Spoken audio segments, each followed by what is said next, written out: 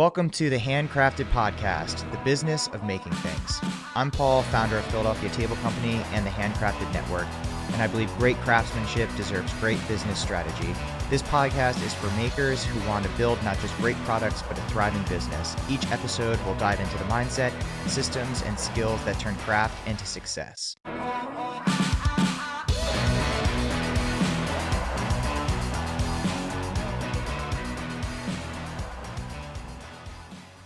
All right, guys, welcome back to the Handcrafted Podcast. Hope everybody has been doing great. Quick things I wanted to share. I will be at the Texas Woodworking Conference. That is September 25th, 26th, 27th down in Austin, Texas. I will be doing 3 different seminars and talks, one each day, Friday, Saturday, Sunday. It would be awesome to see you there. If you are there or you're planning to go, drop me an email. We have a bunch of people from the network going, as well as just a bunch of other people that I know through the industry. It'd be really great to meet up with some people, hang out, say hello, maybe grab some barbecue, all that sort of stuff. So if you're going to be there, send me an email, let me know. And yeah, it'd be great to meet. Secondly, this podcast, as you know, is brought to you by the Handcrafted Network. The Handcrafted Network is currently doing a summer special. We're doing 7-day free trial of the Handcrafted Network. We've had a bunch of people join. We've had a bunch of people join the success group, and it's been awesome. I've been getting to connect with a ton of people over the phone. We've been doing a lot of sort of like a little bit of one-on-one stuff. So that's part of it, is like once you sign up, you get prompted to do a call with me where we just kind of talk. It's either we catch up or we solve a problem, or I help connect some dots for you, or you say, hey, I'm working on this. And I go, oh, you should go talk to Ron in the group, or you should go talk to somebody else in the group. So it's a really great way to connect with other people. It's a great way to not feel so lonely in this industry. I know many times when I was starting this business over 11 years ago, I was just like, I have no clue what the heck I'm doing. How does anybody do this? How am I supposed to price? How am I supposed to talk to this client? How am I supposed to close this deal?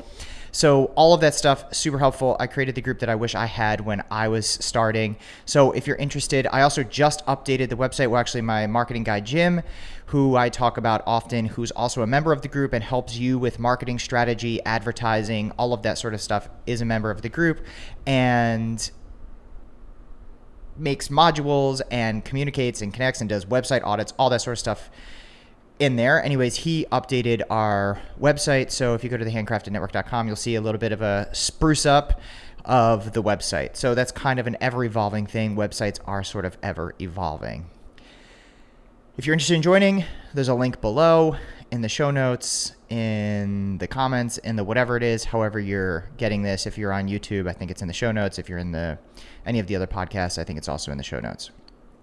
So with that said, speaking of websites and all that sort of stuff, that's a really nice segue into what I want to talk about today.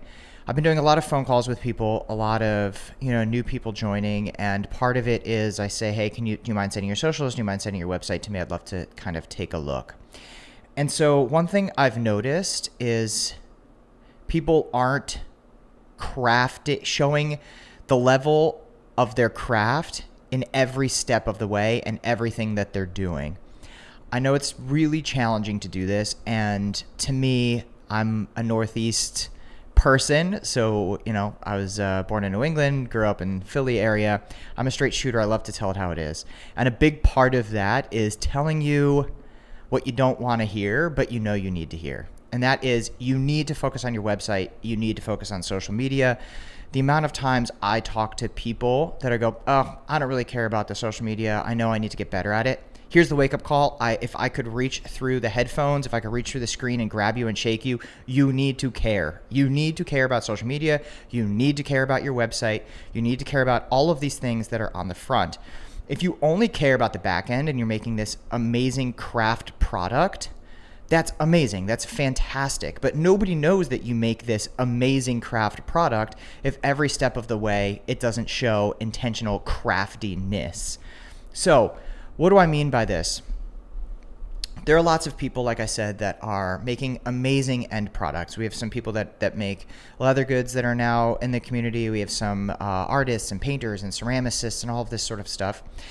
And woodworkers obviously as well. And I'm seeing amazing output. So amazing pieces that they've spent countless hours on. But the front end result isn't there. There's no level of craft sort of on the front end. And what do I mean by the front end? The front end, I mean what you're presenting to publicly. So you need to show your level of craft every step of the way. So level of craft should be everything from how your social media is organized, to how your website's organized, to how your sales conversations go. So for me, I'm a big believer in craft every step of the way. So craft every step of the way, and I'm constantly dialing in and tuning my website, fixing my website. My website's actually due for a little bit of an overhaul or a spruce up. And same thing with my social media. I've been slowly evolving that and growing that to show the level of stuff, right? So I've noticed where it's like people are really proud to share the product that they did, but then when I ask about their socials or their website, they go, oh, it's not, I'm kind of embarrassed to show you, or I'm kind of embarrassed to talk about it. And I'm like, that's where people are finding you, and that's how people are coming to you. And if from the early onset of that, people don't see what the actual vision is and what the end result is, they're not going to trust you along the way. I actually had a really amazing client call the other day for PTC. So I talked to them. They have gotten quotes from a few other people, some of people I know, some people that are kind of outside of sort of my quote unquote network, but it's a relatively small industry. So I kind of knew all the people they were referencing. They said, hey, I got quotes from ABC company. I wanted to come to you. And I said, oh, that's interesting. I appreciate you coming to us. What was the reasoning that you wanted to come to us? And they're like, hey, the prices were okay. I'm not shopping around for price. I'm shopping for best quality.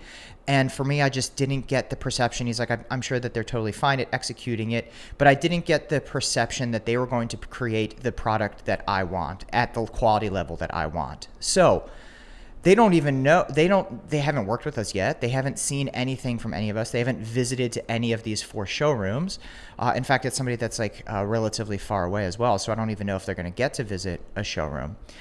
But just from online presence, he was able to identify my company, which is awesome, as a company that produces quality goods, and compared against 3 or 4 other companies, saying, I want to work with you because your perceived quality is much better than the perceived quality of the others. And I'm sure the other 3 companies, like again, who I know, would create an amazing, incredible product for them. I'm sure that it would get delivered. It would be great. He would be super stoked about it. But the level of trust isn't there because he doesn't see the level of craft from beginning to end. The other thing I really care about is sort of every conversation also being top level, top tier. So how do I do that? So from a sales conversation, it's a matter of being responsive. It's a matter of being polite. It's a matter of being inquisitive. It's a matter of listening and learning and asking questions and engaging with the client, right? If your sales experience from the beginning with these people is, hey, it's going to be $5,000, bye, see you later, or it takes 3-4 days for you to get them something, or there's no sort of like design presentation, there's no, I always talk about, I use Loom videos. If there's nothing on the front end that really shows them that you genuinely care from the very beginning, they're not going to know that you care through the end. There's a lot of people that are in their wood shops getting dusty, slaving over these particular pieces, spending countless hours making, perfecting the finish, perfecting such and such a joint, perfecting this cut or this paint stroke or, this glaze on the ceramic piece or this, stitch on this, fabric thing. But what's happening is they're not spending that level of detail and that level of energy on things that are in the beginning front phase of the business. So here are just kind of a few recommendations that I make for everybody. You need to do a gut check. You need to go in and say, okay, what is the client seeing before they get the final product? What does that customer experience feel like? And you need to give yourself a self-audit. If you want an audit by others, if you want me to audit, if you want my marketing guy Jim to audit, join the group. We'll gladly audit your webpage. We'll gladly audit your socials. We'll go through all that stuff. We can be as mean or as kind as you would like. But you need to do your own internal audit to say, hey, is the level of the things that I am putting out on social media, on my website, my sales conversations, my phone calls, the same level of quality that I'm putting out when the piece is done? Another great example of this is I care so much about the customer experience that I'm paying actually a lot more for a better text widget on my web page. The text widget on my web page, I vetted a whole bunch of different ones. I wanted one that felt seamless. I wanted one that felt better from a customer experience. Mine isn't the best maybe from the sales perspective. Yeah, I mean, it does a few different CRM kinds of things, but I wanted the one that had like the absolute best customer experience, to the point that somebody felt like it was absolutely seamless. And there have been many times too where people didn't realize that it was like a CRM or it was like a website widget, my texting situation that I go through. And that's a big way that I get in touch with clients. It's a great way that I submit quotes and connect with people that are going to work with us. So I spent countless dollars, and I probably tried 5 or 6 different widgets just to make sure that one particular part was right. What are some other things that I've really cared about? The things I've really cared about are what our responses are, whether they be automated or direct, when somebody comes in and asks for a quote. How do I respond to that person? I've thought about this over and over again. I've done countless number of times of like, hey, I'm going to try this, see which one falls better. And then from there, once I do get a deposit and we do start working with them, what does the conversation from there look like? So how is the initial conversation in connection with my team? How is it with my operations person? How is it with my salesperson? How are we presenting drawings? How are we presenting designs? All of that stuff, like I said, needs to be operating at a 10 out of 10 if you're offering a 10 out of 10 product and you expect to get top dollar for it. If you're ordering a 6 out of 10 product, then sure, you could compromise, you could cut some corners along the way. And look, I understand running a business is hard. You're focusing on building the thing, and the website and all of this other ancillary stuff ends up kind of going at the wayside. It's a step-by-step process, and it's an ever-evolving process. Like I said at the beginning of this podcast, I'm planning on going in, sort of reworking the website. I've been thinking about it a lot. I actually just wrapped up cutting my lawn. So the entire time I was cutting my lawn, thinking about all the different changes I want to make on the website and how I can make that experience better. So every touch point, every single thing needs to be a 10 out of 10. So going back to picking up where I left off before, sorry for the ramble, the design work that I send them needs to be 10 out of 10. When we send them samples, the samples need to be 10 out of 10. It's not, and look, I used to just like, hey, you want a sample, just go to the shop floor, grab a scrap, just cut it on the chop saw, put some finish on it and mail it out.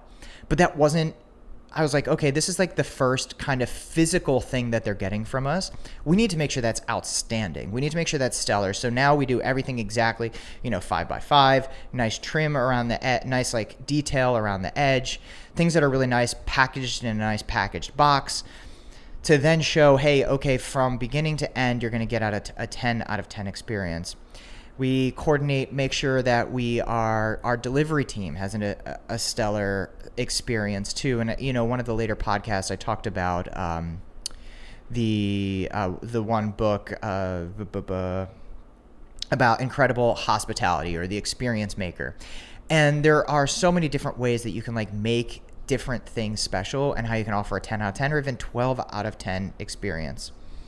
So I hope this podcast, this episode kind of wakes you up a little bit. I hope it shakes you a little bit to say, where am I slacking? Where am I not operating at a 10 out of 10? Where is the craft falling through? Because I think at any point in that, if you have a breakdown in that sort of process, you're never going to get to that fully finished product. The product to me is just one part of what we're doing. For crafting, we're really just kind of selling the experience more than we're selling the item. We're not really making items that are, uniquely different. Of course we are, because they're all art, right? But we're not inventing something, we're not inventing a new car or something like that, right? It's something they could get somewhere else technically, but what can we do to make it different? How can we make the experience better? Everything from top to bottom.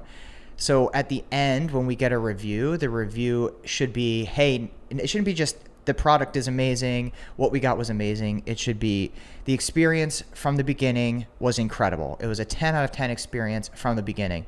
And actually, if you go through and look at the Philadelphia Table Company reviews on Google, you can go through and see them. A lot of people do reference the experience, everything from talking to me, to our designer, to our delivery team, to the product. There's those kind of all those sort of initial steps, all those steps that get to the final thing that I think lead to a really amazing 5-star review, as well as what spreads the word about the business. A lot of people come to me about, how do I get more leads? How do I get more clients? You need to impress the clients you currently have before you start worrying about how you get other ones. Because if you impress those people will start to spread virally from person to person. Your current clients are your best salespeople. So you need to impress them every step of the way. I hope I drove this one home enough. With that said, everybody have an amazing week. I will catch you next week, and yeah, peace.